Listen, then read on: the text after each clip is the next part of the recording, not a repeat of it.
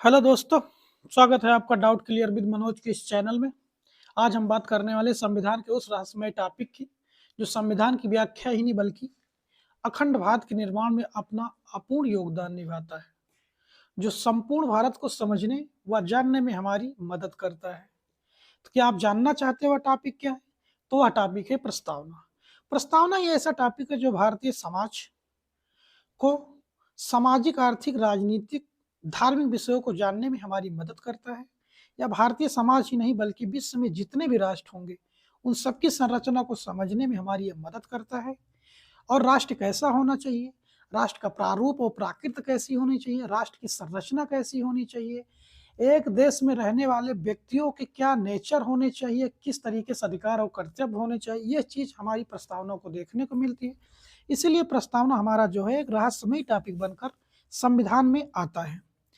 तो उससे पहले हम एक भाग को बना चुके हैं। आप लोगों ने जिस तरीके से हमारे चैनल को लाइक, सब्सक्राइब और शेयर किया है, समर्थन किया है, इसके लिए बहुत बहुत धन्यवाद। ये चैनल हमारा ही नहीं आपका भी है, क्योंकि यह जो चैनल है यह उन्हीं बच्चों के लिए चलाया जाएगा जो कि इलाहाबाद और दिल्ली में ना आकर के वो अपने गांव में रह रहे हैं, वो कहीं पर शिक्षा लेने के लिए उनके पास पैसे नहीं है, तो उन तक इस चैनल को चलाया जाएगा। और आईएएस पीसीएस के लिए पूरा जो फ्री का कास्ट होता है वो फ्री किया जाएगा और इस चैनल को आगे बढ़ाया जाएगा। तो आप लोग, उम्मीद है हमारे इस चैनल को आगे बढ़ाने के लिए भारत के प्रत्येक नागरिकों तक इस चैनल को पहुंचाने के लिए हमारी मदद करेंगे। बहुत बहुत हमारा धन्यवाद हमारे दोस्तों का और हमारे सर जी का भी, जिन्होंने हमारा सपोर्ट किया है, उसके लिए बहुत बहुत धन्यवाद। तो आगे हम आज बात करने वाले हैं प्रस्तावना की।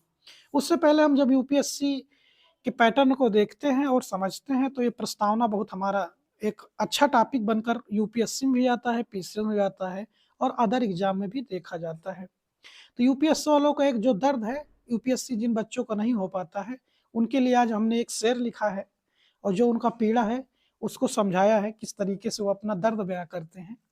तो इसके बाद में हम ये लोग टॉपिक को शुरू करेंगे और समझेंगे। तो वो क्या शेर था कि तुमसे बाद तुमसे बाद मेरा यही वास्ता रहा, तुमसे बाद मेरा यही वास्ता रहा, हर बिछड़े हुओं में नाम तेरा ढूंढता रहा। तो यूपीएससी वालों का बहुत बड़ा दर्द है, बहुत ही अच्छा और सही तरीके से इस चीज को डिफाइन किया गया है। चलिए ठीक है, हम लोग आज प्रस्तावना बात करने वाले हैं भारत में समाजवाद की धारणा। भारत में समाजवाद की धारणा को पढ़ने से पहले समाजवाद के बारे में हम जानेंगे और समझेंगे समाजवाद की परिभाषा क्या है। उसके बाद में हम इसके बारे में एक एक टॉपिक को व्याख्या करेंगे और समझेंगे। तो चलिए देखते हैं समाजवाद क्या है। समाजवाद एक विचारधारा है जिसमें समानता के प्रत्येक आयाम परिलक्षित है, चाहे वह संपत्तियों का हो, संसाधनों की समानता हो या समाज में प्राप्त प्रतिष्ठा या अवसर की समानता हो। तो इन्हीं सारे शब्दों को लेकर समाजवाद की कल्पना की जाती है और समाजवाद को समझा जाता है। आइए हम भारत की समाजवाद की धारणा को समझेंगे, किस तरीके से भारतीय समाज में समाजवाद की धारणा को प्रचलित किया गया और सुप्रीम कोर्ट के क्या क्या मामले थे और किस तरीके से समाजवाद हमारे भारतीय समाज में आज पूर्ण तरीके से व्याख्यात है। आगे बढ़ते हैं, देखेंगे कि भारतीय समाज की धारणा जो है, भारत में समाजवाद की धारणा गांधी तथा फेमिनियन समाजवाद पर आधारित है। यह चीन तथा रूस जैसे साम्यवादी समाज से भिन्न है। भारतीय समाजवाद की मुख्य विशेषता है। अब एक केस आया था डीएस नकारावाद, इसमें समझेंगे और जानेंगे क्या है आगे। इसमें ये जो केस था, इसमें सुप्रीम कोर्ट ने कहा था सीधे सीधे कि स्पष्ट किया है कि भारत में समाजवाद विचारधारा के रूप में ही नहीं बल्कि राज्य की नीति के एक भाग के रूप में, अर्थात सामाजिक कल्याण राज्य की प्राथमिकता है। लेकिन साथ ही यह एक लचीली व्यवस्था है जो मिश्रित अर्थव्यवस्था यानी समाजवाद और पूंजीवाद का मिश्रण है, भारत के रूप में प्रचलित है। समाजवाद जो है वो समाजवाद हमारे यहाँ मिश्रित तरीके से लाया गया है, मतलब हमारे यहाँ भारत की जो पूंजीवादी अर्थव्यवस्था और समाजवादी दोनों को कंपेरिजन करके लाया गया है। आगे पढ़ेंगे दूसरे परिणामों में क्या लक्षित किया गया, देखिएगा। भारत में राज्य का अधिनायकत्व नहीं बल्कि लोकतांत्रिक समाजवाद की धारणा प्रचलित है। तीसरा क्या है, भारत में निजी संपत्ति के अधिकार को संरक्षण दिया गया है, लेकिन यहाँ संसाधनों का राष्ट्रीयकरण भी किया जा सकता है। इस चीज को हम समझने के लिए हम इंदिरा गांधी जी का कार्यकाल देखेंगे। वहां पर बैंकों का भी राष्ट्रीयकरण किया गया था और तमाम चीजों का राष्ट्रीयकरण हुआ था। तो इस चीज को वहां पर समझेंगे और आगे बढ़ेंगे। चौथा क्या था कि भारत में स्वतंत्रता व समानता दोनों के सामंजस्य स्थापित करने का प्रयास किया गया। एक तरफ स्वतंत्रता का भी होना जरूरी है, दूसरी तरफ समानता का भी होना जरूरी है। आगे हम पढ़ेंगे। दूसरे हमारे शब्द क्या थे प्रस्तावना के? पंथ निरपेक्ष। पंथ निरपेक्ष को हम समझेंगे और जानेंगे कि इसकी परिभाषा क्या थी और यूरोप के पंथ निरपेक्ष और भारत के पंथ निरपेक्ष में क्या मायने थे, क्या अंतर थे इसके। तो दोनों को समझेंगे। वहां पर धार्मिक और राजनीतिक तरीके से क्या इसका अर्थ निकाला गया था, वहां पर राज्य का क्या मतलब था और धर्म का क्या मतलब था, भारत में क्या है। तो पहले इसकी परिभाषा को समझ लेते हैं, क्योंकि यह क्लास बिगिनर के लिए भी है, जो कुछ भी नहीं जानते हैं उनके लिए भी है, जो रिवाइज करना चाहते हैं, और उनके लिए भी है जो इस टॉपिक को एक सीक्वेंस में पढ़ना चाहते हैं। तो आगे बात करेंगे पंथ निरपेक्ष। धर्म और राजनीति का अलगाव, अर्थात राज्य का कोई अपना धर्म नहीं होगा और न ही धर्म के नाम पर किसी नागरिक के साथ किसी प्रकार का भेदभाव किया जाएगा। यह है पंथ निरपेक्षता की परिभाषा। अब आइए देखते हैं। यूरोप में मध्यकाल में धर्मतंत्र की प्रक्रिया में धर्म सुधार आंदोलन चले। उसमें मानवीय गुणों के, मानवीय जीवन के दो पक्ष थे, एक सांसारिक था, एक पारलौकिक था। यानी अपना धर्म ना हो, अर्थ इसका था कि अपना धर्म ना हो, यानी राज्य का सर्वोच्च सत्ता, और दूसरे डिफाइन में देखेंगे पारलौकिक में धर्म की सर्वोच्च सत्ता, इसलिए अलगाव था। ये था मध्यकाल में यूरोप में। फिर देखेंगे आगे, पंथ निरपेक्षता को तीन भागों में देखा गया, राज्य स्तर पर, समाज स्तर पर और व्यक्ति के स्तर पर। यहाँ अमेरिका के बारे में देख लेते हैं। राज्य पूर्णतः धर्म से दूर है लेकिन नागरिक स्वतंत्र है धर्म का पालन करने के लिए। ये अमेरिका की पंथ निरपेक्षता है। दूसरा क्या है? फ्रांस में राज्य में पूर्णतः धर्म से दूर है तथा पब्लिक लाइफ में भी धर्म का पालन नहीं कर सकते। ये फ्रांस की पंथ निरपेक्षता है। यह लेसिटे पंथ निरपेक्षता पूर्णतः बैन नहीं है। इसको एक यूपीएससी ने क्वेश्चन पूछा था, वो सन मुझे याद नहीं शायद, लेकिन इस क्वेश्चन को पूछा गया था कि भारत की पंथ निरपेक्षता से फ्रांस को क्या सीखना चाहिए। ऐसा कुछ क्वेश्चन था। हम लोग जब मेंस में आंसर राइटिंग करेंगे या मेंस के टॉपिकों को समझेंगे तो उसको आगे बढ़ेंगे और समझेंगे। भारत में देखेंगे राज्य पूर्णतः धर्म से दूर, परंतु वह जरूरत पड़ने पर हस्तक्षेप करती है। यानी सकारात्मक तरीके से हमारी चीज को देखा जाता है कि राज्य और धर्म के बीच अलगाव जरूर है भारत में, लेकिन जब जरूरत पड़ेगी तो वहां पर राज्य हस्तक्षेप करेगा धर्म के लिए। इसके लिए हम अपने धर्म को देखेंगे, पंथ निरपेक्षता को देखेंगे इस तरीके से। तो आर्टिकल 29 और 30 का हमारे यहाँ जिक्र जो किया जाता है मौलिक अधिकारों में, वहां पर अच्छा और बेहतर समझने को मिलता है हमारा। आगे बढ़ते हैं। पश्चिमी समाज तथा यूरोपीय समाज में देखेंगे, यहाँ राज्य का कोई धर्म नहीं होता है, यहाँ राज्य तथा धर्म के मध्य अलगाव होता है। दूसरे अर्थों में क्या है? दूसरे टॉपिक पर, दूसरे सीक्वेंस में, दूसरे क्रम में क्या है?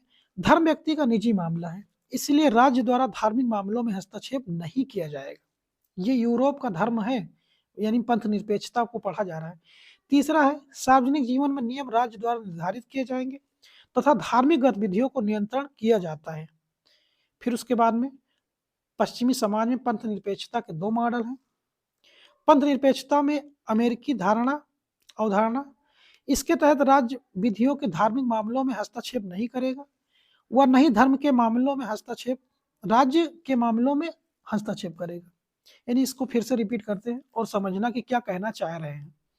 इसके तहत राज्य व्यक्तियों के धार्मिक मामलों में हस्तक्षेप नहीं करेगा, वह नहीं धर्म राज्य के मामलों में हस्तक्षेप करेगा। यहाँ व्यक्तियों की धार्मिक स्वतंत्रता का संरक्षण दिया जाता है।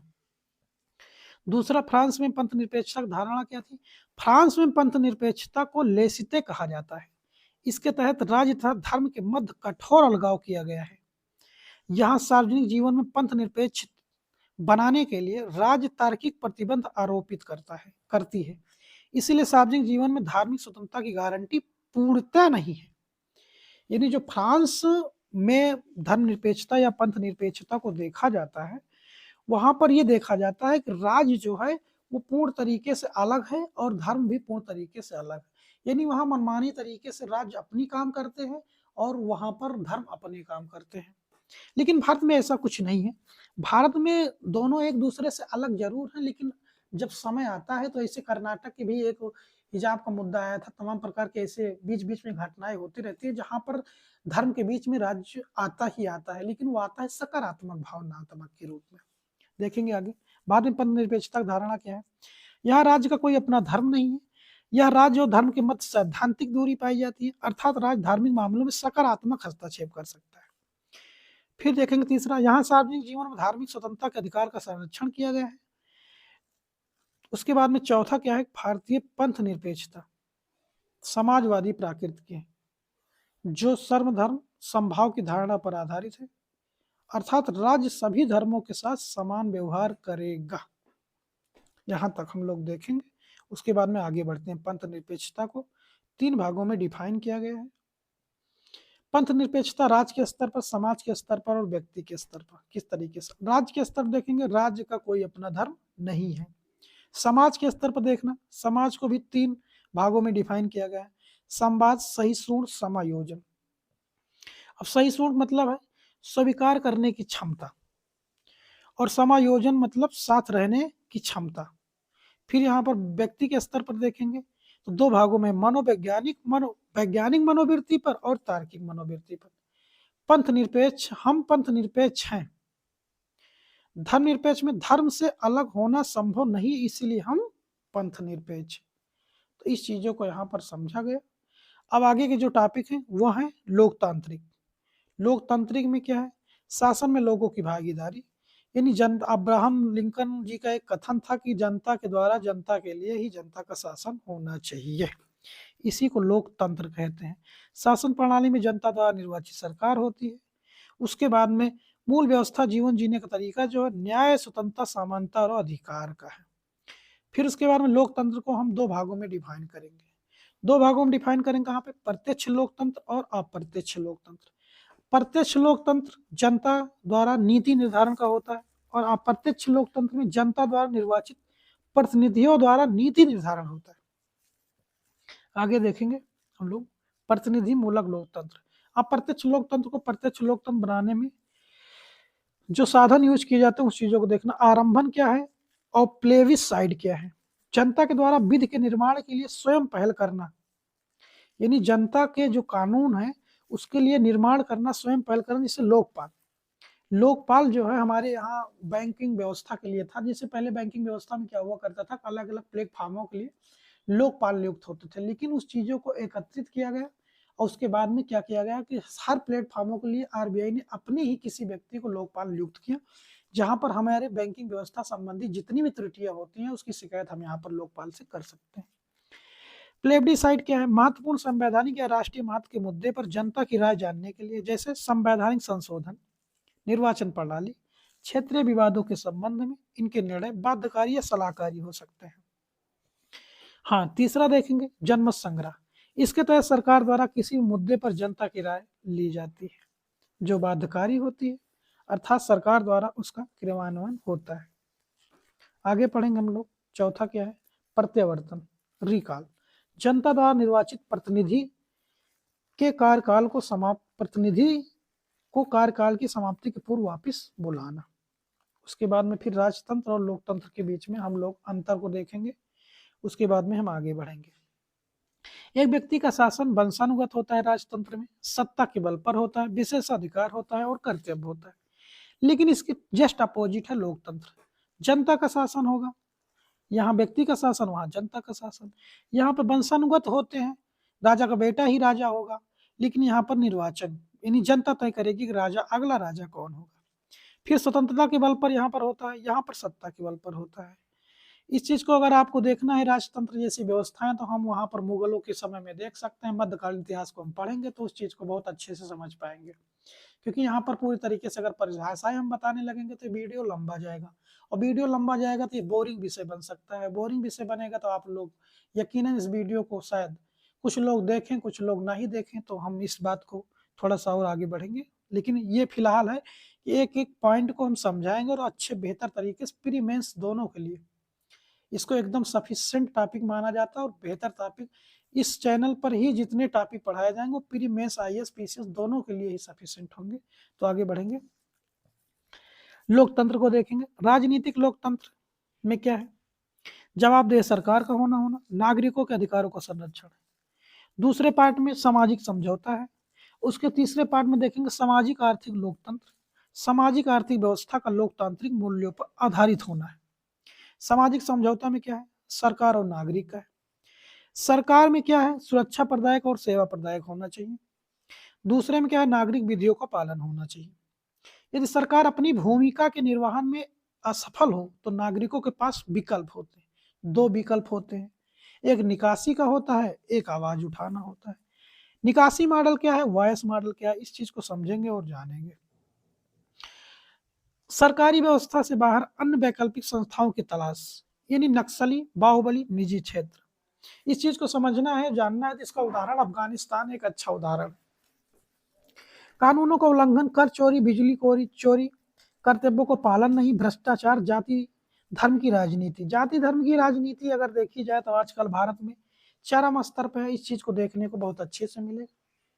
और आगे कुछ सुनना नहीं, आप लोग बाकी चीजों को जान रहे हैं, क्योंकि लगातार जो केसें जा रहे हैं, जिस तरीके से हमारे भारतीय समाज में आज की राजनीति व्यापक है, वो इस चीज का बहुत अच्छा उदाहरण है। अन्याय पूर्ण नीति का विरोध, अधिकारों की मांग, भ्रष्टाचार की संस्कृति का विरोध, whistle blower whistle blower act एक आता है, हमारे वहां पढ़ेंगे। विसल ग्लोवर एक्ट जो है वो हमारे गवर्नेंस का पार्ट है, उस चीज को हम वहां पर पढ़ते हैं। शासन और नीति निर्धारण में भागीदारी किस तरीके से, इस चीज को समझना। विमर्शकारी लोकतंत्र, सहभागी, यहाँ पर इस चीजों को और अच्छे से देखना। यहाँ पर विमर्शकारी लोकतंत्र यानी चर्चा पर चर्चा, और सहभागी लोकतंत्र शासन में भागीदारी। निर्धन लोकतंत्र, गैर जवाबदेह सरकार और निष्क्रिय सरकार। जीवंत लोकतंत्र में सरकार का जवाबदेह होना यानी रिस्पॉन्सिबल होना, और यहाँ पर सरकार सक्रिय नागरिक का होना। इस चीज को आगे हम समझेंगे और जानेंगे। गणराज्य को देख लेते हैं, ये भी हमारे टॉपिक थे। गणराज्य की परिभाषा क्या होती है? रिपब्लिक क्या होता है? एक गणतंत्र अथवा गणराज्य में राज्य का प्रमुख परोक्ष रूप से लोगों के द्वारा निर्वाचित व्यक्ति होता है। यहाँ पर देखेंगे जहां राष्ट्राध्यक्ष वंशानुगत होकर निर्वाचित किए जाते हैं उसे गणराज्य कहते हैं। गणराज्य में वास्तविक शक्तियां जनता में निहित होती हैं। क्या होती है? वास्तविक शक्तियां जनता में निहित होती हैं। अब उसमें जो प्रस्तावना में न्याय शब्द को किस तरीके से प्रचारित किया गया उस चीज को समझिएगा। न्याय जो है रूसी क्रांति से लिया गया था। 1917 में एक रिवोल्यूशन हुआ था रूस में, उसी क्रांति से इसको वर्णित किया गया, जहां न्याय सामाजिक, आर्थिक और राजनीतिक पहलुओं की बात की गई। इस पर यूपीएससी और पीसीएस दोनों पे क्वेश्चन बनाए गए हैं पिछले वर्षों में, तो इस चीज को समझना। सभी के एक साथ समान व्यवहार होना चाहिए, किसी वर्ग के विशेष अधिकारों को उल्लंघन ना हो, इसी को न्याय कहते हैं। न्याय समाज में देखेंगे कि न्याय किस तरीके से हमारे समाज में डिफाइन किया गया है और समझा गया है, उस चीज को भी समझना। और आगे बढ़ते हैं हम लोग। समाज में व्यवस्था, संतुलन और सामंजस्य की स्थापना के लिए न्याय प्राथमिक शर्त है। यहाँ न्याय का आशय निष्पक्ष व्यवहार से, यानी सामाजिक न्याय, समाज की मुख्य धारा में वंचित वर्गों को शामिल करना। आर्थिक न्याय, संसाधनों को समतामूलक वितरण, वितरणकारी न्याय। और तीसरा जो है सामाजिक न्याय, समान राजनीतिक अवसर। इस चीज को आगे समझना। अब आगे हम एक टर्म जो आता है वो हमारी स्वतंत्रता आता है। स्वतंत्रता क्या है? व्यक्ति की गतिविधियों पर किसी भी प्रकार के प्रतिबंध का निषेध तथा उसे सभी संपूर्ण विकास के अवसर उपलब्ध कराना। यानी क्या? व्यक्ति की गतिविधियों पर किसी प्रकार के प्रतिबंध का निषेध तथा उसे संपूर्ण विकास के अवसर उपलब्ध कराना। स्वतंत्रता सकारात्मक अर्थ में स्वतंत्रता का आशय बाह्य प्रतिबंधों के अभाव तथा अपनी इच्छा अनुसार कार्य करने से, लेकिन नकारात्मक अर्थ में स्वतंत्रता का आशय आंतरिक प्रतिबंधों के अभाव से है। अर्थात स्वतंत्रता का आशय ऐसी दशाओं की उपलब्धता से है जहां व्यक्ति अपनी क्षमताओं का संपूर्ण विकास कर सके। नोट में क्या करना है, आप लोग भी इस चीज को नोट डाउन कर लीजिएगा। नोट डाउन ये करना है कि स्वतंत्रता के संरक्षण के लिए विधि आवश्यक है, यानी स्वतंत्रता को बचाने के लिए कानून का बनना जरूरी, लेकिन विधि के अभाव में स्वतंत्रता का संरक्षण संभव नहीं है। बिना कानून के स्वतंत्रता को संरक्षित नहीं किया जा सकता है। बहुत अच्छी टर्मिनोलॉजी है, बहुत अच्छी व्याख्या है, इस चीज को आप बना लीजिए। आगे बढ़ते हम लोग देखेंगे विचार, प्रस्तावना में विचार। स्वतंत्रता किस प्रकार से कितने भागों में वर्णित है? 5 भागों में, विचार, अभिव्यक्ति, विश्वास, धर्म, आस्था और उपासना में। फिर समानता को देखेंगे। समानता का आशय विशेषाधिकारों के अंत से है, अर्थात सभी के साथ समान व्यवहार होना चाहिए। समानता को 2 भागों में डिफाइन करेंगे। समानता सभी के साथ समान व्यवहार, और समता को देखेंगे कि वंचित वर्गों के साथ विशेष व्यवहार, यानी सकारात्मक भेदभाव होना चाहिए। भेदभाव का यहाँ पर उन्मूलन होना चाहिए। तो प्रस्तावना में समानता क्या है, इस बात को समझिएगा।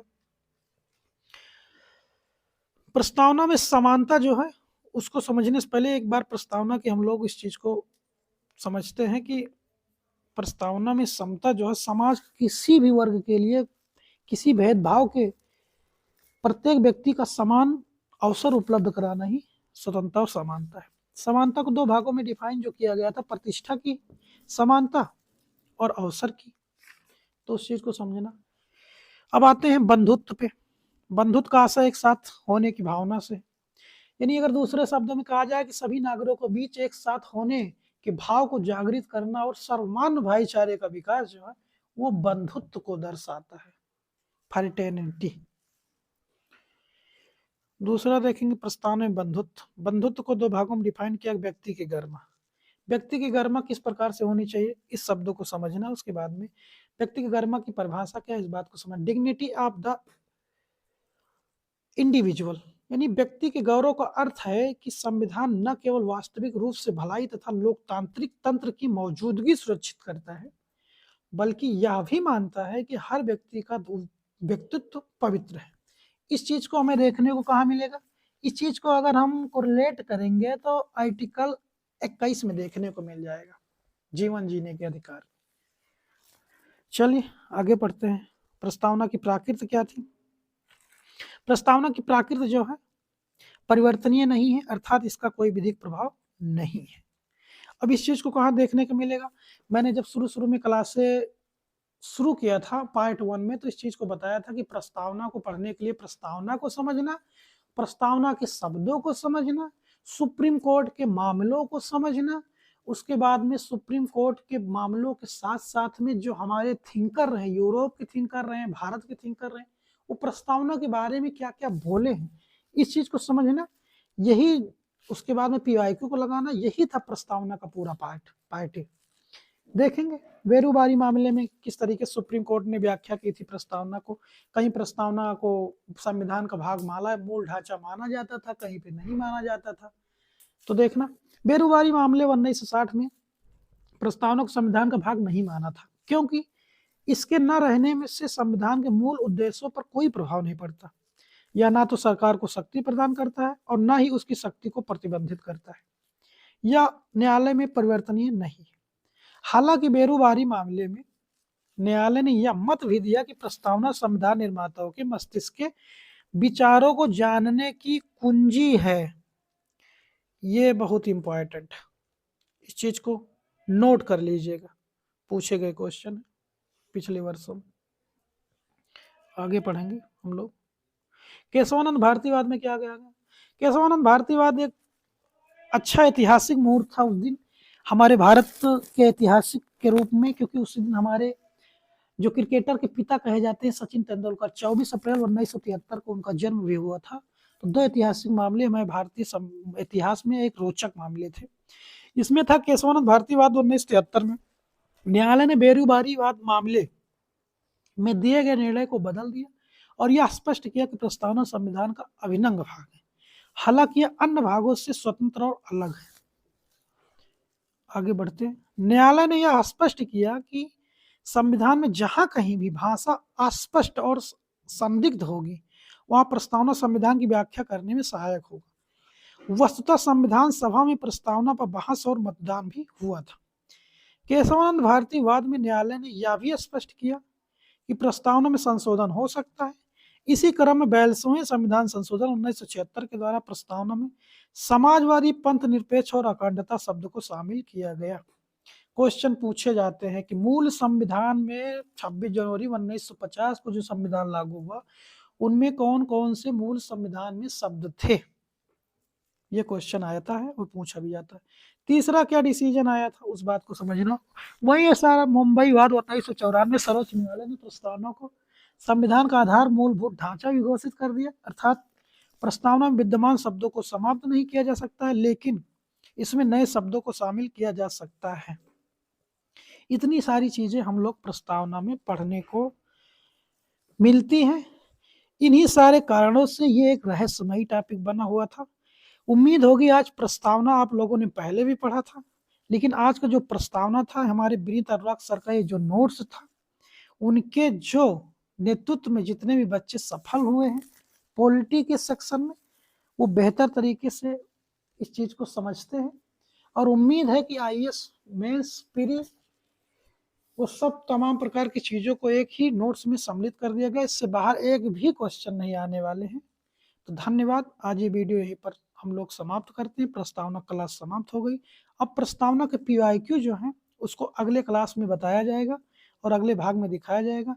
उम्मीद है आप लोग इस वीडियो को हमारे देखेंगे और अपने आसपास के लोगों को भी दिखाएंगे, ताकि कॉम्पिटिटिव एग्जाम वाले ही नहीं, आपके परिवार वाले, आपके समाज वाले, आपके पिछड़े वंचित वर्ग के जितने भी अनभिज्ञ हैं इस चीजों को लेकर के कि भारतीय संविधान की संरचना कैसी है, भारतीय समाज कैसा है, भारतीय समाज में डाइवर्सिटी ऑफ इंडिया, यानी भारत में विविधता में एकता कैसी, इस चीज को समझने के लिए हम लोग प्रस्तावना को पढ़ते हैं, समझते हैं।